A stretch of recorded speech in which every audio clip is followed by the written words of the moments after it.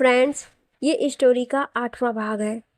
अगर आपने इससे पहले वाली स्टोरी नहीं सुनी है तो डिस्क्रिप्शन में प्लेलिस्ट की लिंक है, आप वहां जाकर के सुन सकते हैं।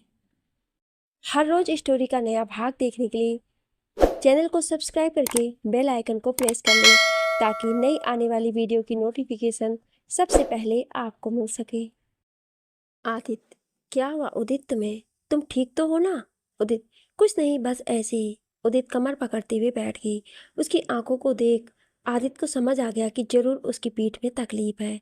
आदित्य, ऐसे कैसे? कुछ नहीं, दिखाओ मुझे, कुछ तो हुआ है। कहते हुए आदित्य जबरदस्ती उदित की कमर का जला हुआ हिस्सा देखता है तो उसकी आंखें बरस जाती हैं।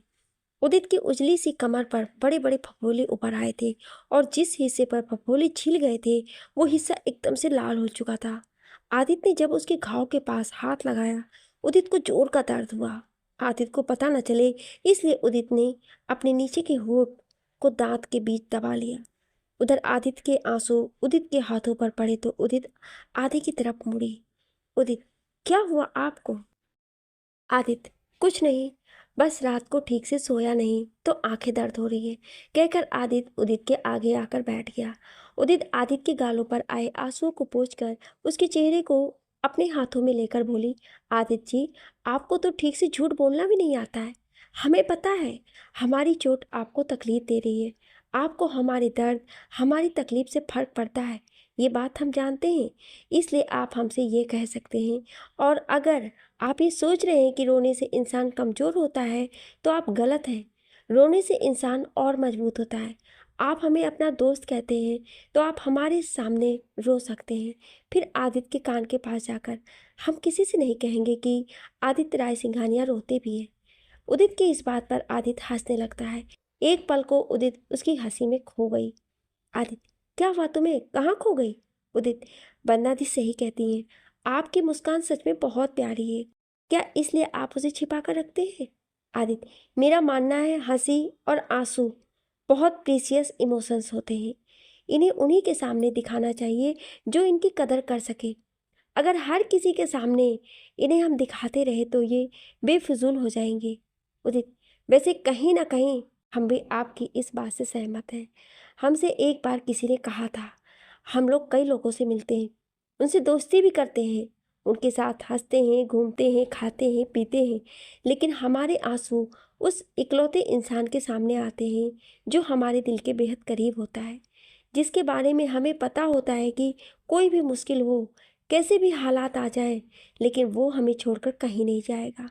हमारी ज़िंदगी में ऐसा इंसान आ चुका है जो एक नंबर का गुस्सैल है और हमें काफ़ी परेशान भी कर चुके हैं, लेकिन हमारी एक आह उसकी आंखों में आंसू लाने के लिए काफ़ी है।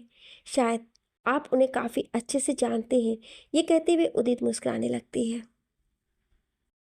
आदित्य, हाँ जानता भी हूँ, और हर सुबह मिरर में उसे देखता भी हूँ, काफ़ी हैंडसम है। उदित, इसे कहते हैं मियाँ मिट्ठू बनना, खुद के मुंह खुद की तारीफ। मतलब हमने इतनी तारीफ की, वो काफ़ी नहीं थी क्या? आदित्य, उदित की नाक पकड़ते हुए, मिस उदित मिश्रा, उसे तारीफ नहीं कहते, बातों से लपेट कर मारना कहते हैं। कहते हुए उसने अपना सर उदित के सर से लगा लिया। दोनों वैसे ही बैठे रहे काफ़ी देर तक। ना उदित को आदित्य से दूर जाने का मन था, ना ही आदित्य उसे अपनी नज़रों से दूर करना चाहता था। उदित, बातों से लपेट के मारने के उस्ताद आप हैं। आदित्य, अच्छा, तो तुम कहना चाहती हो जो भी गलत है तुम हमसे सीखती हो। शक्ल ही मासूम है, बाकी बहुत चालाक हो तुम। आदित्य की इस बात पे उदित जोर से हंसने लगती है। आदित्य अपने मन में, सही कहा तुमने उदित, जो इंसान कभी अपनी दी के सामने भी नहीं रोया, आज तुम्हारे सामने रो दिया। नीर के बाद अब तुम ही हो जिसे मैं अपने दिल की बातें बता सकता हूँ, लेकिन अभी उसका वक्त नहीं आया है। उसके लिए तुम्हें ठीक होना होगा और मुझे पता करना होगा आखिर कौन है वो जिसने तुम्हें निशाना बनाया है, वो भी मेरे घर पर। उसको ये करना काफ़ी महंगा पड़ेगा। आदित्य राय सिंघानिया की फैमिली पर हाथ डालने वाले को अपना अंजाम तो भुगतना ही पड़ेगा। आदित्य को यूं खोया हुआ देखा उदित ने तो पूछा, क्या हुआ आपको? बताइए ना, कौन है आपकी लाइफ का वो इम्पोर्टेंट इंसान? आदित्य उदित से, जरा पास आओ। उदित आदित्य के करीब आती है तो आदित्य उसके माथे पर अपने होठों को रख देता है। कुछ वक्त के लिए कमरे में फिर से शांति छा जाती है। फिर आदित्य खुद ही कहता है, तुम ही वो पागल जिसकी हमारी लाइफ में सख्त ज़रूरत है। तुम सिर्फ मेरी दोस्त नहीं हो, ये बात सबसे पहले तुम्हें जानने की ज़रूरत है। पागल नौटंकी कहकर आदित्य उदित के सर पर हल्के से मार देता है। उदित, आह, हमें दर्द हो रहा है आदित्य, सॉरी, तेज से लग गई क्या? उदित, बहुत जोर से कहकर उदित अपना सर पकड़कर बैठ गई और चुपके चुपके आदित्य को देखने लगी। तभी अंदर आती हुई सुहाना ने कहा, अच्छा जी, कुछ ज़्यादा ही जोर से चोट लग गई है हमारे बेटू को, जरा हमें भी तो घाव दिखाइए। उसके साथ में नीरो और वंदना भी थे। सुहाना, लाइए दिखाइए जरा, कितना ज़्यादा लग गया है आपको, जो आपको इतनी तकलीफ हो रही है? उदित, अरे नहीं दी, ठीक है हम, वो तो बस ऐसे ही। उदित पीछे की तरफ होते हुए बोली। सुहाना उदित के कान खींचती है तो आदित्य और नीरो दोनों साथ में कहते हैं, क्या कर रही हैं आप? उदित को दर्द हो रहा होगा। सुहाना, कोई दर्द नहीं हो रहा इन्हें, इनकी आदत है बीमारी में और ज़्यादा बीमार होने की, बचपन से इन्हें जानते हैं। उदित, झूठ नहीं बोल रहे हैं, सच में दर्द हो रहा है दी। सुहाना, वो तो होगा ही, अगर कोई बिना मतलब किसी को परेशान करेगा तो उसे दर्द तो होगा ही, वरना अब उदित ने बेमतलब किसे परेशान कर दिया? सुहाना, दी, ये बिना मतलब के हमारे प्यारे से देवर जैसे भाई को परेशान कर रही थी। ऐसे ही जब माँ इन्हें डांटती थी तो ये नौटंकी करती थी। आदित्य सुहाना के गले में हाथ डाल, थैंक्स भाभी, आपकी बहन को ऐसे ही पागल बोलता हूँ, ये तो बहुत ही पहुंची हुई चीज़ है। बताओ, मुझ जैसे बंदे को बेवकूफ़ बना दिया, बुरी लड़की। उदित, दी, ये बहुत बुरी बात है, हम आपकी बहन हैं, आपको हमारी साइड बोलना चाहिए, लेकिन आप तो देवर को पाकर बदल गई। सच कहा है किसी ने, नए रिश्ते मिलते हैं तो लोग पुराने रिश्ते भूल जाते हैं। अच्छी बात है, नई चीज़ें पता चल रही हैं हमें।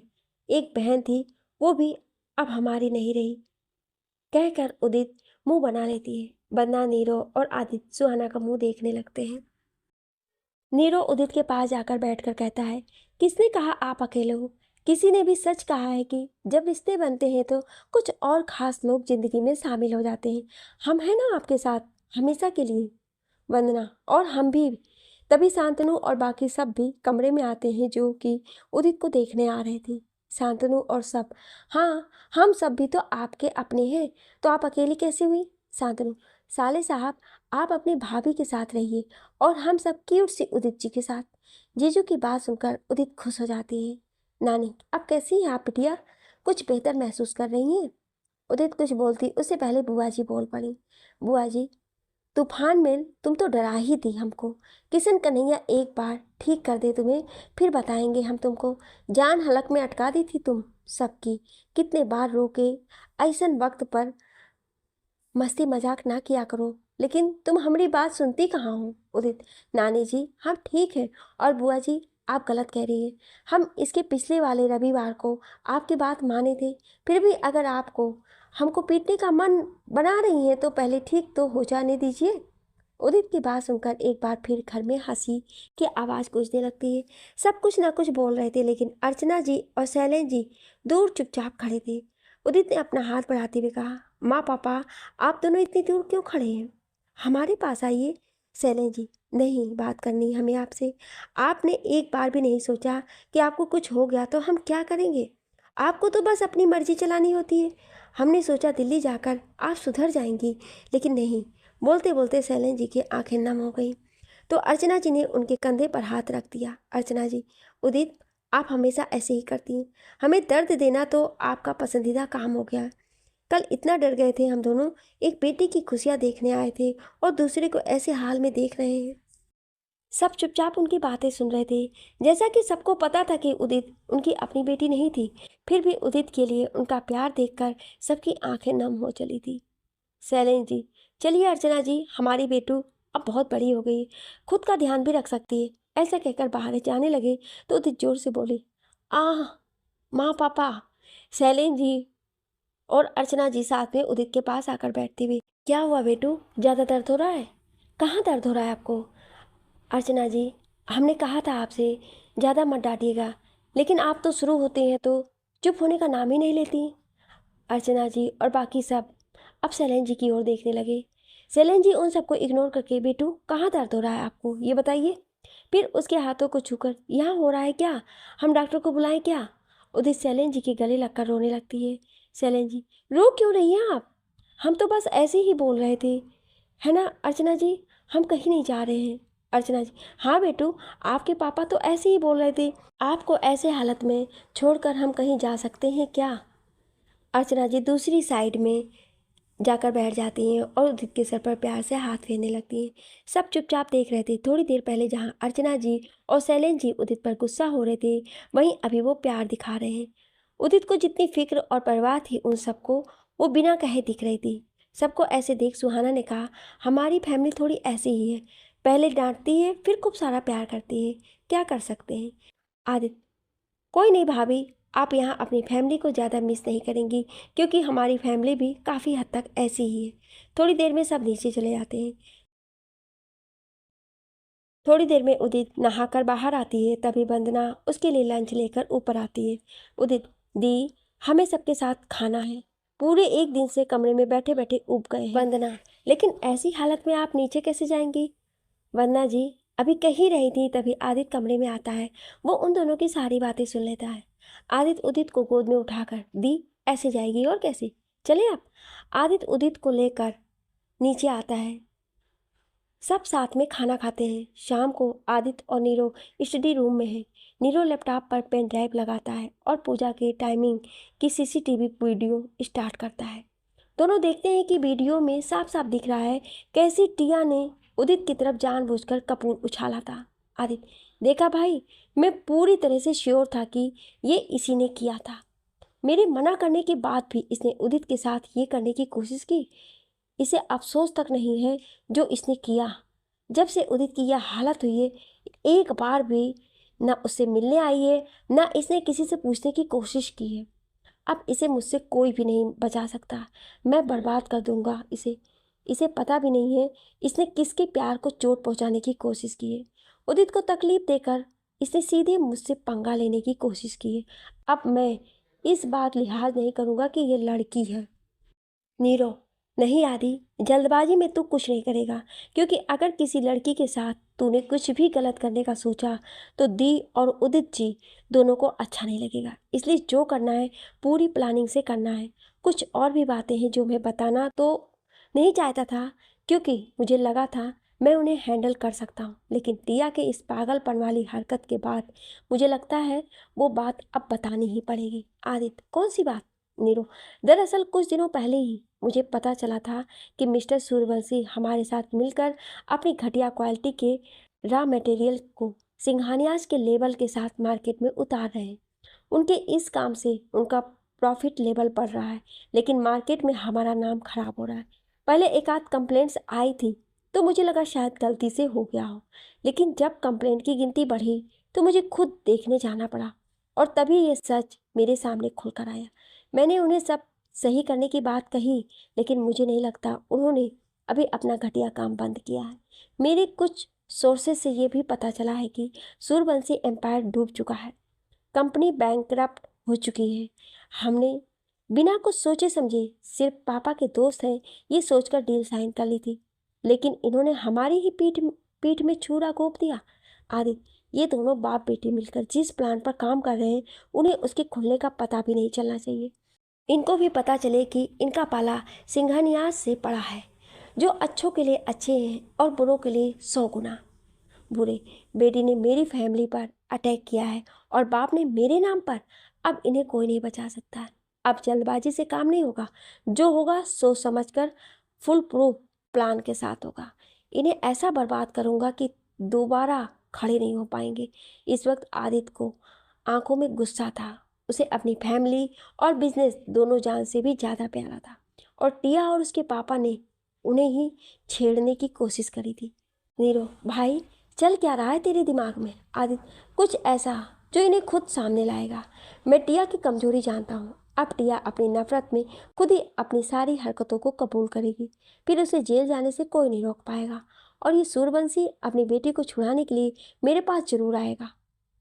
तब इसके साथ मैं एक और डील करूँगा, जिसमें इसे पुरानी डील तोड़नी और मेरे साथ धोखाधड़ी करने के लिए कॉन्सेप्ट भी देना होगा। अब इन्हें पता चलेगा आदित्य सिंघानिया उस बाज का नाम है जिसकी नज़र से कुछ भी छिपा नहीं रहता है। वो ऊंचे आसमान से जमीन में रेंगते कीड़े को भी देख सकता है। नीरो मतलब वापस से द आदित्य सिंघानिया बैक। आदित्य बदला बस अपनों के लिए हूँ, दुश्मनों के लिए तो अभी भी डेविल ही हूँ। आदित्य और नीरो दोनों के चेहरे पर एक रहस्यमयी मुस्कान है। कुछ दिनों बाद शाम का वक्त, सब टेरेस पर बैठे नीरो और सुहाना की शादी की तैयारियों की बातें कर रहे होते हैं। तभी वहाँ नीरो और आदित्य आते हैं। आदित्य की नज़र इस वक्त उदित को ढूंढ रही है। सब वहाँ सिवाय उदित के। शांतनु, किसे ढूंढ रहे हैं साले साहब? आदित्य, उदित को? कहाँ है वो इस वक्त? आदित्य के सवाल पर अर्चना और शैलेंद्र जी की नज़रें आदित्य पर जम जाती हैं। इस वक्त उनकी नज़रों में उभरे सवाल को देखकर नीरो आदित्य को कोहनी मारकर धीरे से कहता है, भाई वक्त और हालात देखकर मुंह खोला कर। फिर नीरो अर्चना जी की ओर देखकर, वो उनकी तबीयत कैसी है ये जानने के लिए पूछ रहा था मैं, है ना भाई? आदित्य, ये सच है कि अभी मैं उसकी तबीयत के बारे में जानना चाहता हूँ, लेकिन बात कुछ और भी है। मैं जानता हूँ आपके मन में काफ़ी सवाल होंगे। मैं बहुत दिनों से उन सवालों को महसूस किया था। फिर अर्चना के पैरों के पास बैठकर, मैं जानता हूँ आंटी, आप सोच रही होंगी कि आखिर क्यों मैं इसकी इतनी परवाह करता हूँ, या उस दिन मैंने उसके लिए खुद को खतरे में क्यों डाला। और मुझे खुद को लगता है कुछ बातें वक्त रहते सामने आ जाए तो अच्छा होता है। शैलेंद्र जी, नहीं बेटा, ऐसा नहीं है। हम जानते हैं आप सब बहुत प्यार करते हैं हमारी दोनों बेटियों से, लेकिन फिर भी उन्हें लेकर हमें जो फिक्र होती है वो जायज़ है। एक माँ पापा के नाते हम हमेशा अपने बच्चियों के लिए सबसे बेहतर ही ढूंढते हैं। हमने काफ़ी दुनिया देखी है और उस अनुभव से हम ये कह सकते हैं, हमें आपकी आंखों से बेटों के लिए प्यार दिखाई देता है, आपके बिन कहे भी। हम बस आपसे इस बात की पुष्टि करना चाहते हैं कि जो हमें लगता है वो सच है या नहीं, क्योंकि वो सच ना हो ऐसा हो ही नहीं सकता। आदित्य, आपको जो लगता है वो सच है। हाँ, मैं बहुत प्यार करता हूँ उदित को। मैं ये नहीं जानता कि वो मुझे प्यार करती है या नहीं, लेकिन एक दिन वो मुझसे प्यार करेगी, इस बात का भरोसा मुझे है। अर्चना जी, आप इस बात की चिंता मत कीजिए कि वो आपको प्यार करती है या नहीं, क्योंकि वो आपसे प्यार करती है। मैंने बचपन से उन्हें पाला है। वो अपनी भावनाओं को समझने में हमेशा देर करती है, लेकिन मैं समझ जाती हूँ। उन्हें जल्दी किसी पर यकीन नहीं होता है, लेकिन बेहोशी में भी वो आप पर यकीन करती है। उसके प्यार का इससे बड़ा सबूत क्या हो सकता है? वो आगे से कभी इस बात को नहीं मानेगी, इसलिए मुझे उससे ये सब बताना होगा। आदित्य, नहीं आंटी, यही तो मैं नहीं चाहता। मैं चाहता हूँ उदित को अपने प्यार का एहसास किसी के बताने पर नहीं, खुद के अंदर से महसूस करे। वैसे वो मेरी फैमिली को तो अपना ही चुकी है। बस मुझे कुछ समय चाहिए ताकि वो मुझे भी अपना सके। मुझे यकीन है आप सब इसे मेरा साथ जरूर देंगे। ऐसा कहकर आदित्य सबकी ओर देखने लगता है। शैलेंद्र जी, बेटा जी, आपने इतने प्यार और अपनेपन से अपनी बात साफ साफ कह दी। हमें खुशी है कि हमारी दोनों बेटियों को ऐसा ससुराल और प्यार करने वाले लोग मिले हैं। आदित्य नानी के पास जाकर, सॉरी नानी, मैं आपको बता नहीं पाया। नानी आदित्य के गालों को छूकर, बेटवा आप चिंता ना ही करें, हम आपकी माँ की भी माँ हैं। हमें सब पता है, हमें ही नहीं पूरे घर को पता है। हम तो बस आपकी हाँ का ही इंतजार कर रहे थे। वैसे अगर आप कहें तो छोटे के साथ आपकी भी शादी करा दें। आदित्य, नहीं अभी नहीं नानी, पहले दुल्हन को तैयार तो होने दीजिए, तब तक हम नीर की शादी एंजॉय करते हैं। और अगर उदित को पता चला कि मैं यहाँ सब कर रहा हूँ तो वो पागल लड़की मुझे मार ही डालेगी। मुझे यकीन है आप अपने इतने प्यारे नाती को खोने नहीं चाहेंगी। वरना वाह भाई, किसी ने नहीं सोचा था कि हमारे आदि किसी से डरेंगे। किसी ने कभी इस बदलाव के बारे में शायद ही सोचा हो। नीरव, हाँ दी, ये बात सही कही आपने, क्योंकि पहले इस ज्वालामुखी को फटने के लिए किसी वजह की जरूरत होती ही नहीं। सब हंसने लगते हैं तो आदित्य भी स्माइल करता है। अर्चना जी, अगर आज नीता दीदी होती तो बहुत खुश होती। उनका भी सपना था कि उदित की शादी उनकी दिल्ली वाली सहेली के बेटे से हो। लेकिन नानी, अर्चना, बिटिया का नाम लिया अभी आपने? अर्चना, नीता, नानी रुकिए जरा। नानी जल्दी से नीचे जाकर एक फ़ोटो लाती हैं जिसमें आदित्य की माँ और उनकी सहेली की तस्वीरें रहती हैं। नानी, देखिए बिटिया, कहीं आप नीतू बिटिया की तो बात को नहीं कर रही हैं। अर्चना नानी के हाथ से फ़ोटो लेकर देखती है। काफ़ी ध्यान से देखने वाले पर उसे समझ आ जाता है कि ये फ़ोटो उसकी बहन की है। अर्चना, ये तो मेरी बहन और उनकी दोस्त की फ़ोटो है। ये देखिए, साथ में छोटी सी उदित भी है और उनके साथ आदिति दीदी और उनका परिवार, पूरा परिवार भी है। नानी, बिटिया यही तो है आदि की माँ और आपकी बड़ी बहन की सहेली। आपकी दीदी ने जो सपना देखा था वो पूरा हो रहा है। हमें तो लगता है ये उन्हीं की इच्छा का परिणाम है जो उदित बिटिया हमारे आदि से मिली। नानी को बात सुन सब उस फोटो को देखते हैं। सब बहुत खुश हैं। आदित्य को जब पता चलता है कि उदित उसकी बचपन की दोस्त है तो उसकी खुशी डबल हो गई। उसे यकीन भी नहीं था कि बचपन का वो साथ जिसे वो सबसे ज़्यादा याद करता था अपने माँ पापा के जाने के बाद, वो उसके पास ही था। आदित्य फोटो लेकर कमरे में उदित के पास जाता है। उदित इस वक्त किसी फाइल में उलझी हुई है। आदित्य वो फोटो उदित के सामने रख देता है। उदित ने भरी आंखों से उस फोटो को देखा और अपनी माँ की फोटो उठाकर उसे महसूस करने लगी। आंसू बरबस जमीन पर गिरने लगे। अचानक उसकी नज़र फोटो में दिख रहे आदित्य पर रुक जाती है और उसे देख आंखें भरी होने के बावजूद उसके होठों पर मुस्कान तैर गई।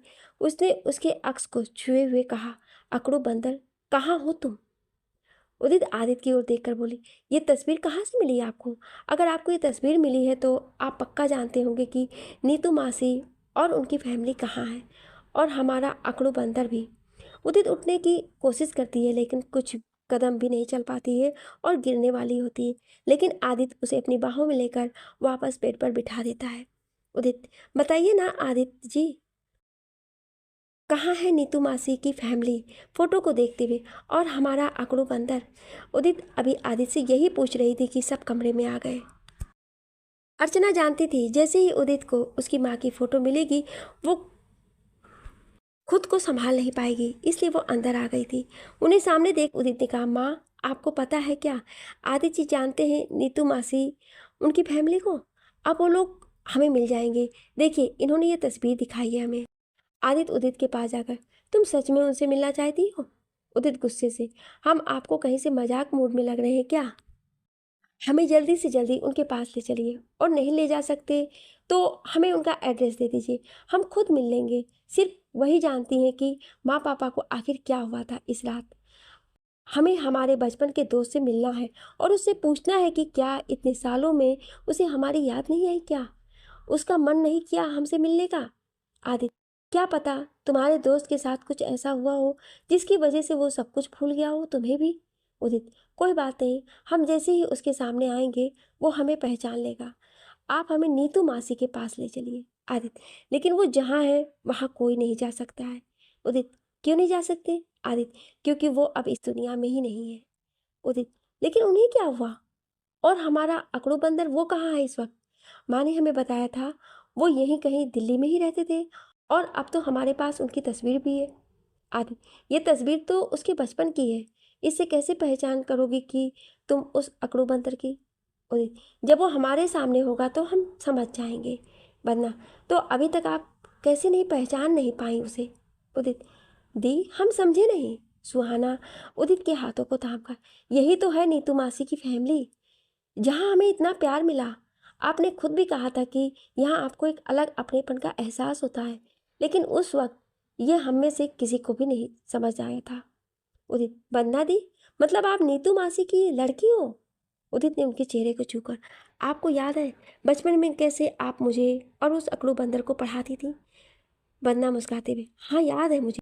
उदित, दी मासी और मौसा जी तो पूरी तरह ठीक थे, फिर अचानक उन्हें क्या हो गया? बदना उसका हाथ थामकर, उस रात के तूफान ने हम लोगों से हमारा सब छीन लिया। उदित चौंकते हुए, यह आप क्या कह रही थी दी? मतलब नीतू मासी भी उस एक्सीडेंट में? आगे उदित बोल भी नहीं पाई, उसकी आंखों से आंसुओं की धारा बह चली। बन्ना, हमने कहा था ना आपसे कि आप हमें अपनी सी लगती हैं। हम लोगों ने भले ही एक दूसरे को ना पहचाना हो, लेकिन हमारी आत्मा ने आपको पहचान लिया। अर्चना, रोइए मत बेटा, देखिए अब तो आपके साथ आपकी दो दो बहनें हैं, नानी है, माँ है, बुआ है, आप जैसे आपके जीजू भी हैं, छोटे भाई जैसे आकाश है, और क्या चाहिए? ऐसी ही तो फैमिली चाहिए थी आपको। और तो और अब आपको आपके अकड़ू बंदर भी मिल गए हैं। आकाश, यस दी, अब हम लोग हमेशा साथ रहेंगे, कहते हुए आकाश उदित के गले लगा लेता है। आकाश, और वैसे भी आप मेरी ऑल टाइम फेवरेट हो। सुहाना और वंदना भी गले लग जाते हैं तो नीरो और शांतनु भी आकर उदित को गले लगा लेते हैं। आदित्य दूर खड़ा है और उदित उसे देखती रहती है। तभी हरिराम की आवाज़ आती है, नानी जी, पंडित जी आए हैं, जल्दी से नीचे आइए। सब नीचे आते हैं लेकिन आदित्य कमरे में ही रुक जाता है। उदित, जब आपको पता था तो आप क्यों बात को घुमा रहे थे? बताएंगे? सीधे सीधे बता नहीं सकते थे कि आप ही हमारे बचपन के दोस्त हैं? आदित्य, तुमको गुस्से में देखने का मजा कहाँ से आता?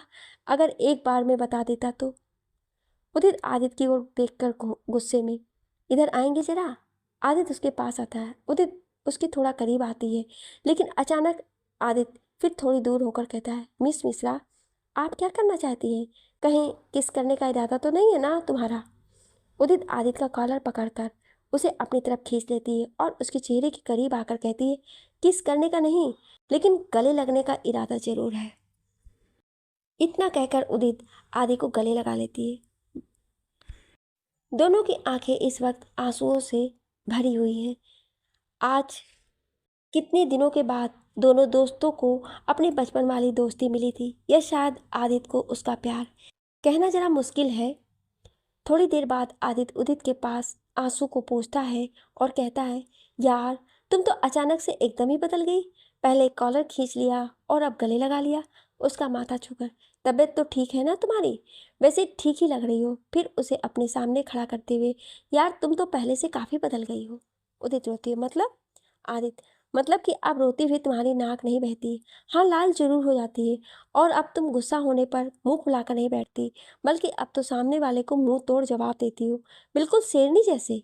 उदित, हाँ आप भी थोड़े से बदल गए हो, पहले से ज़्यादा हैंडसम हो गए, बॉडी भी अच्छी खासी बना लिए, पर अकड़ू बंदर तो अब भी हो।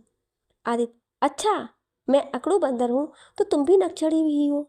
उदित, मुझे नक्सड़ी मत बोलना, अकड़ू मॉन्स्टर सिंघानिया। आदित्य, उदित मना कर रहा हूँ ना, दोबारा मुझे इस नाम से मत बुलाना। लेकिन उदित को कहाँ किसी की बात माननी होती है, वो बार बार उसे उसी नाम से चिढ़ाती है। आदित्य, तुमने मेरी बात नहीं सुनी ना, अब इसकी सज़ा मिलेगी, बराबर मिलेगी। उदित, बड़े आए मास्टर सिंघानिया, हमें सज़ा देंगे, आइए पहले पकड़ तो लीजिए। उदित कभी बेड के ऊपर तो कभी नीचे कमरे में इधर उधर भागने लगती है और आदित्य उसे पकड़ने के चक्कर में उसके पीछे। अचानक से आदित्य के हाथों में उदित का हाथ आ जाता है। आदित्य उसे अपनी तरफ खींचने ही वाला होता है, तभी जाने कैसे उसके पैर फिसलते हैं और वो उदित के साथ बेड पर गिर पड़ता है और वो पकड़ कर बेड पर गिरा लेता है। आदित्य बेड पर है और उदित उसके बगल में। उदित का सर आदित्य के सीने पर होता है और उसके सारे बाल आदित्य के चेहरे पर।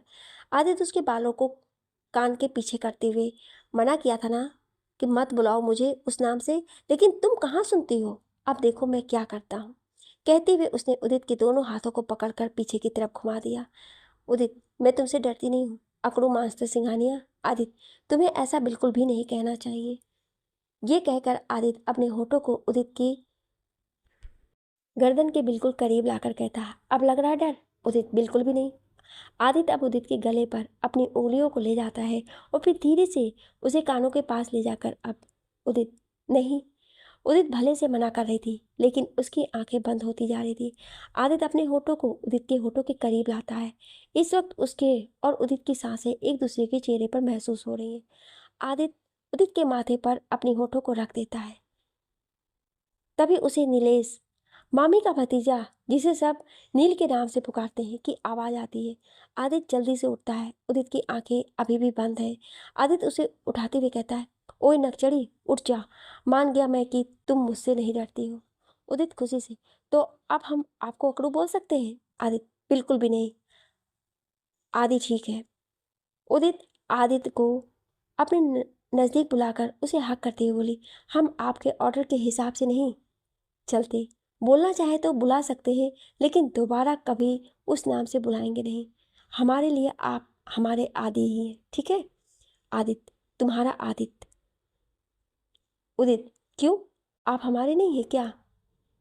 आदित्य उदित की कमर में हाथ डालकर उसे करीब खींचते हुए, शायद मुझे किसी भी नाम से बुलाने का अधिकार हमेशा से तुम्हारे पास ही था।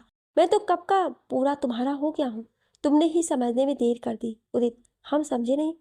तभी कमरे में नीरो के साथ नील आता है। आते ही नील आदित्य के गले लग जाता है। नील, भाई बहुत मिस किया यार तुझे मैंने। कैसा है तू?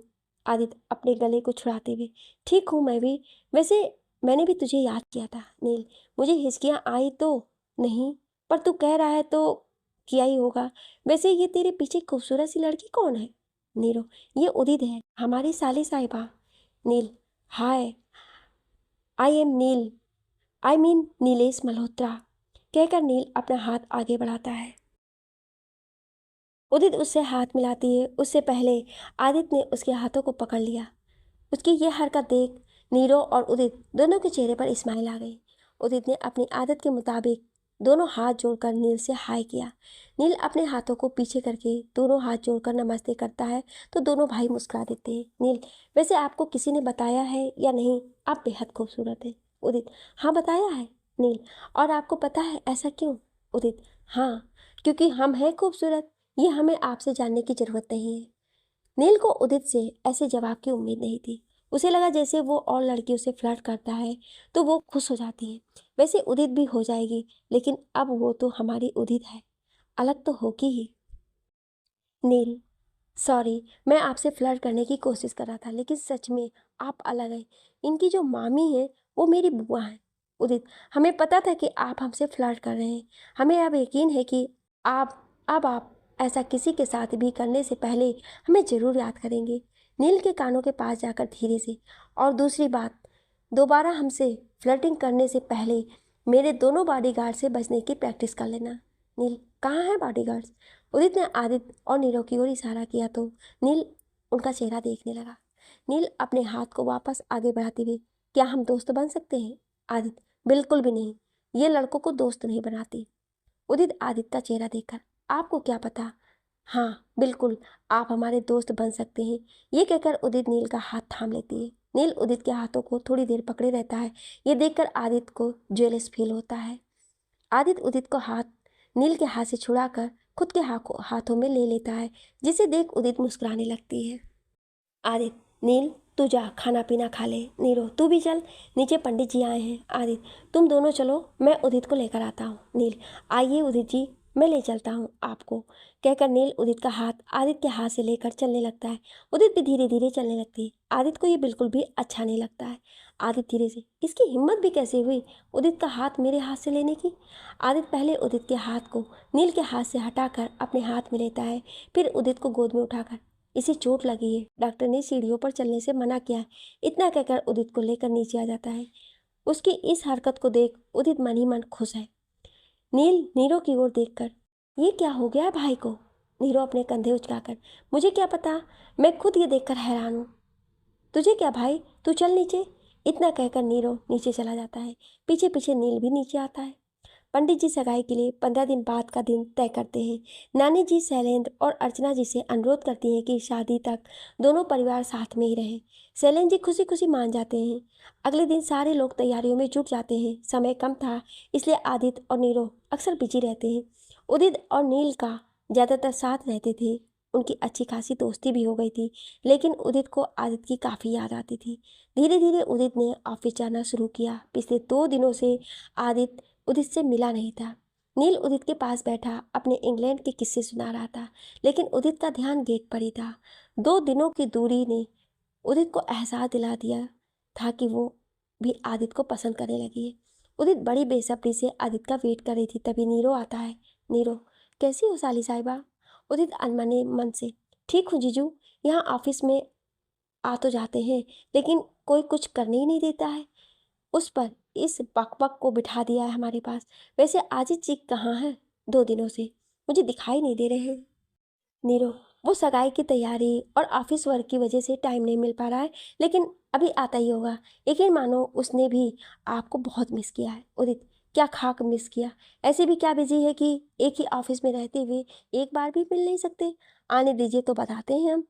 नीरो मन में, आप क्या बताऊं कि वो 2 दिन से तुम्हारे साथ हुए हादसे की करता धरता को ये एहसास दिलाने में लगा है कि तुम उसकी लाइफ में बिल्कुल भी इम्पोर्टेंट नहीं हो, वही उसकी सब कुछ है। आज वो इस काम में सफल हो गया। 2 दिनों से वो उसी के साथ है पूरे टाइम। अगर ये बात मैंने तुम्हें बता दी तो तुम्हारा दिल टूट जाएगा, तुम नहीं समझोगी। बेहतर होगा कि तुम्हें सारी बात सही समय पर ही पता चले। उदित, क्या सोच रहे हो जीजू? नीरो कुछ बोलता उससे पहले उदित की नज़र कांच से सामने गई, जहाँ आदित्य की कार अभी ही आकर रुकी थी। उदित, लीजिए वो आ गए। उदित बाहर की तरफ आने लगती है, तभी उसके कदम रुक जाते हैं। आदित्य कार से बाहर निकलता है और फिर दूसरी तरफ आकर टिया की साइड का डोर खोलता है। टिया बाहर निकलकर आदित्य का हाथ पकड़ लेती है। दोनों किसी बात पर हंस रहे थे। आदित्य उदित को इग्नोर करके अपने केबिन की तरफ जाने लगता है। आदित्य को टिया के साथ उदित को बहुत बुरा लगता है। उसकी आंखें भर आती हैं। टिया जानबूझकर उदित को छेड़ने के लिए, कैसी हो उदित? आई एम सॉरी, तुम्हें इतनी चोट लगी थी और मैं नहीं आ पाई। उदित आदित्य की ओर देखकर, दिख तो अच्छे ही रहे हैं, कोई बात नहीं, आ नहीं पाई तो अगर आप कहती तो हम अपनी चोट लेकर आपके पास खुद आ जाते। आदित्य और नीरो दोनों के इस वक्त उदित के गुस्से और दर्द का अंदाजा हो रहा था, लेकिन वो कुछ नहीं कर सकते थे। टिया, तुम मजाक बहुत करती हो उदित, है ना आदि? टिया आदित्य का हाथ पकड़ लेती है और दोनों साथ में हंसते हैं। उदित, हाँ, आप लोगों से ही सीखा है। उदित गुस्से से आदित्य को घूरती है।